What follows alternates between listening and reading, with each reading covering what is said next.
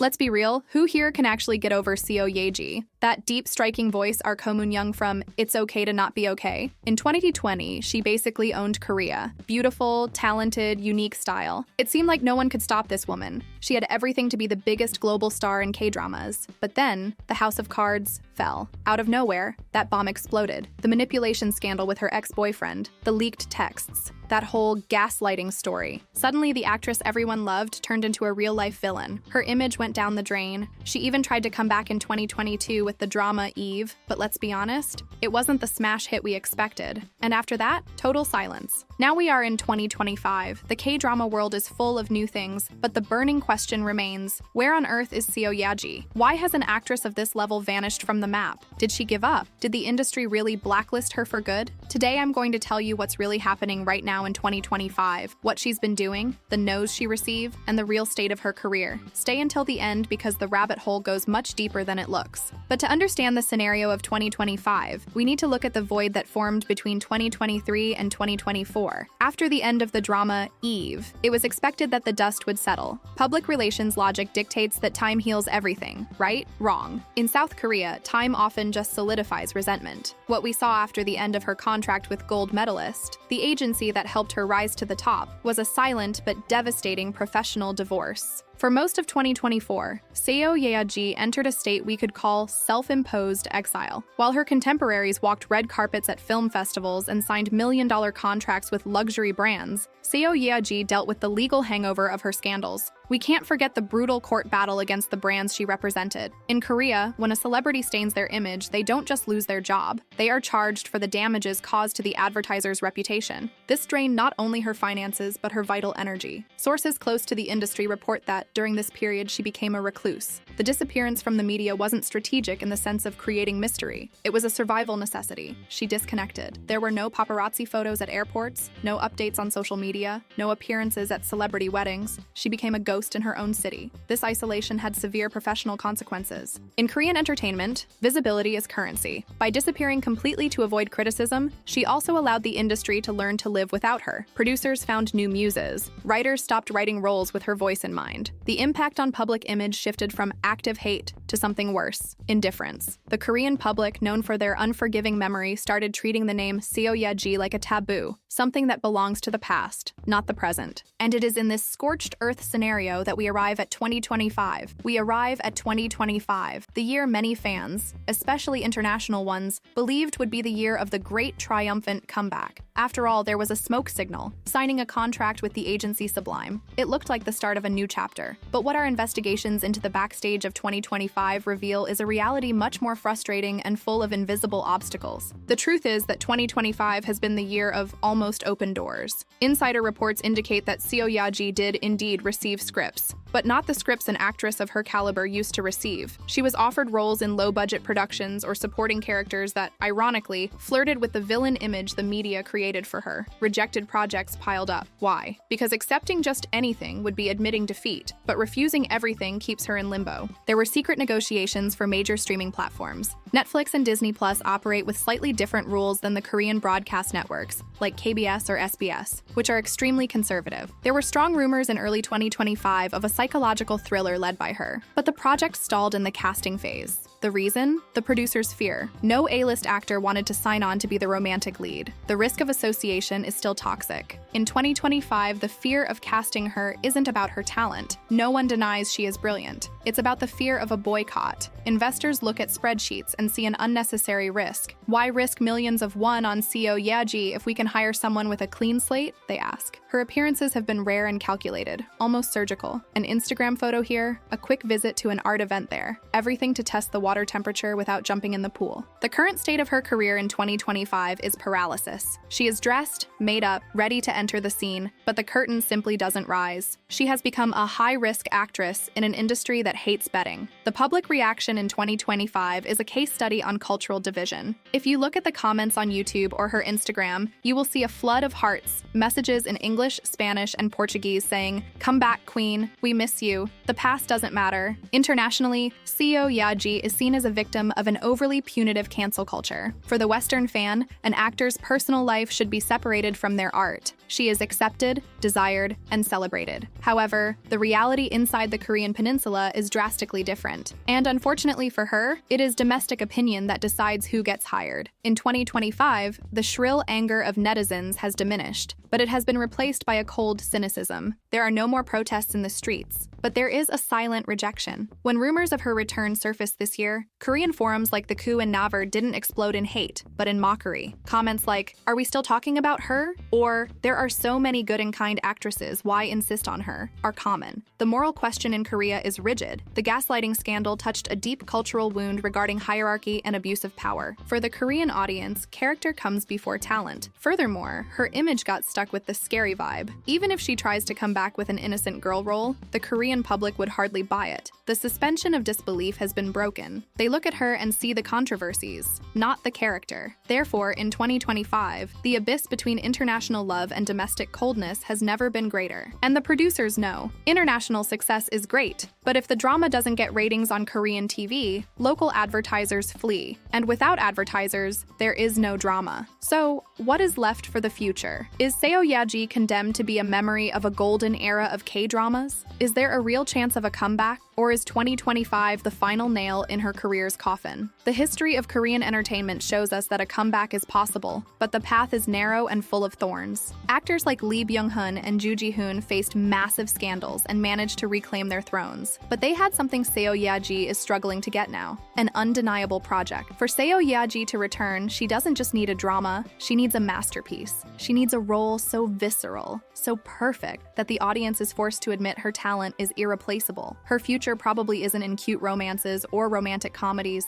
The path to redemption in 2026 and beyond lies in independent cinema or global streaming platforms, where creative freedom is greater and dependence on Korean public opinion is lesser. It is speculated that she might follow the path of actresses who focused on the international market, perhaps acting in productions outside Korea. The agency Sublime has connections. The chance exists, but the window is closing. With every year that passes away from the screens, the public forgets a little more of the magic she brought. Seo Yaji remains in 2025 as an unknown, a talent wasted by moral judgment, or a phoenix waiting for the right time to rise from the ashes. Only time will tell. But one thing is certain, the K-drama world became a little less intense and a little less bright without her. What do you think? Should Korea forgive Seo Yaji, or has she already had too many chances? Leave your opinion in the comments, because this discussion is far from over. Don't forget to subscribe for more deep investigations into the world of dramas. Until next time.